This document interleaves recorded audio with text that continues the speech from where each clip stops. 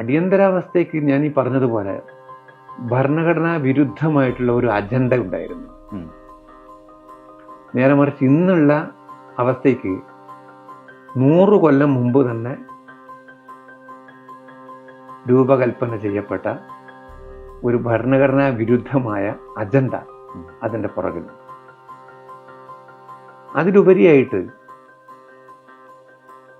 ഒരു കേഡർ പാർട്ടിയുടെ, അതും വർഗീയതയിൽ അധിഷ്ഠിതമായിട്ടുള്ള ഒരു കേഡറിസത്തിൻ്റെ പിൻബലം അടിയന്തരാവസ്ഥയ്ക്ക് ഇല്ലായിരുന്നു.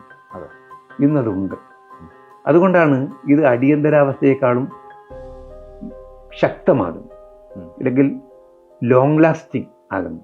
ഇന്ന് പെട്ടെന്ന് ഒരു തെരഞ്ഞെടുപ്പിലൂടെ നമുക്ക് അട്ടിമറിക്കാൻ കഴിയണമെന്നില്ല എന്ന് ചരിത്രം ഇതിനകം തന്നെ തെളിയിച്ചത് ഈ അജണ്ടയുടെ പ്രഭാവം കൊണ്ടാണ്.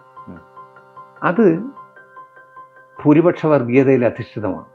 അടിയന്തരാവസ്ഥ അങ്ങനെയൊന്നായിരുന്നില്ല.